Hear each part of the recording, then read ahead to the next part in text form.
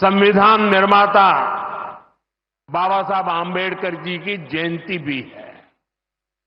आज मैंने दीक्षा भूमि पर बाबा साहब को नमन किया है, उनका आशीर्वाद लिया है। मैं इन विभूतियों को नमन करते हुए देशवासियों को नवरात्रि और सभी पर्वों की बहुत बहुत बधाई देता हूं। साथियों, संघ सेवा के इस पवित्र तीर्थ नागपुर में आज हम एक पुण्य संकल्प के विस्तार के साक्षी बन रहे हैं। अभी हमने माधव नेत्रालय के कुल गीत में सुना, अध्यात्म, ज्ञान, गौरव, गुरुता का ये अद्भुत विद्यालय, मानवता रत यह सेवा मंदिर, कण कण में देवालय। माधव नेत्रालय एक ऐसा संस्थान है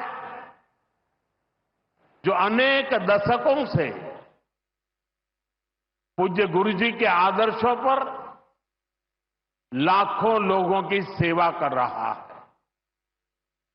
लोगों के जीवन में रोशनी लौटी है। आज उसके नए परिसर का शिलान्यास हुआ है। अब इस नए परिसर के बाद इन सेवा कार्यों को और ज्यादा गति मिलेगी। इससे हजारों नए लोगों के जीवन में प्रकाश फैलेगा, उनके जीवन का अंधकार भी दूर होगा। मैं इस सेवा कार्य के लिए माधव नेत्रालय से जुड़े सभी लोगों को उनके कार्य की, उनके सेवा भाव की सराहना करता हूं और मेरी तरफ से अनेक अनेक शुभकामनाएं देता हूं। साथियों, लाल किले से मैंने सबके प्रयास की बात कही थी।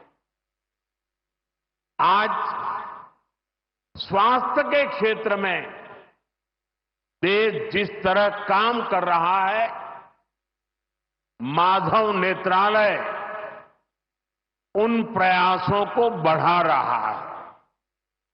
देश के सभी नागरिकों को बेहतर स्वास्थ्य सुविधाएं मिले, यह हमारी प्राथमिकता है।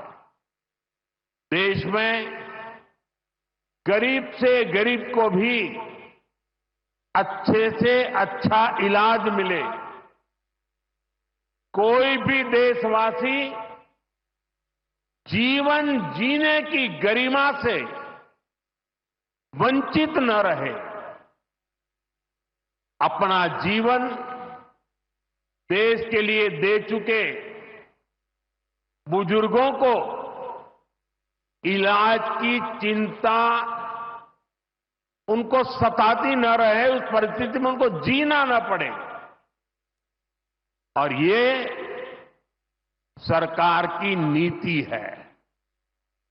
और इसलिए आयुष्मान भारत के कारण आज करोड़ों लोगों को मुफ्त इलाज की सुविधा मिल रही है। हजारों जन औषधि केंद्र देश के गरीबों को, मध्यम वर्गीय परिवारों को सस्ती दवाएं दे रहे हैं।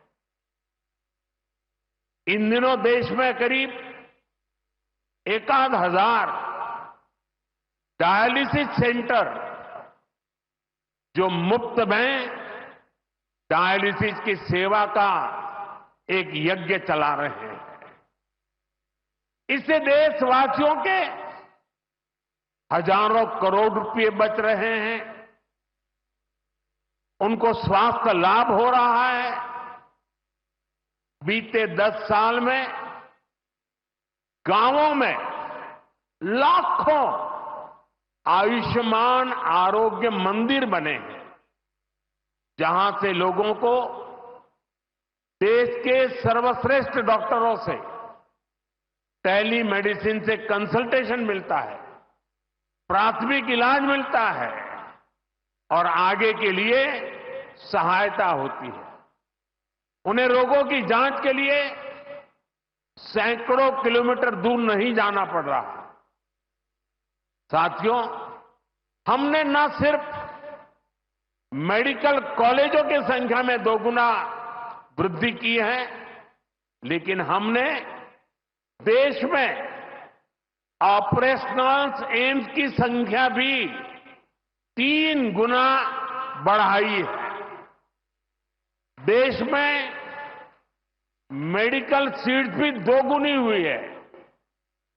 प्रयास यही है कि आने वाले समय में लोगों की सेवा के लिए ज्यादा से ज्यादा डॉक्टर्स और अच्छे डॉक्टर्स उपलब्ध हो। एक बहुत बड़ा साहसिक निर्णय हमने किया। आजादी के बाद पहली बार हुआ, इस देश का गरीब का बच्चा भी डॉक्टर बन सके, उसके सपने पूरे हो सके, इसलिए विद्यार्थियों को अपनी मातृभाषा में डॉक्टर बनने की सुविधा हमने उपलब्ध करा।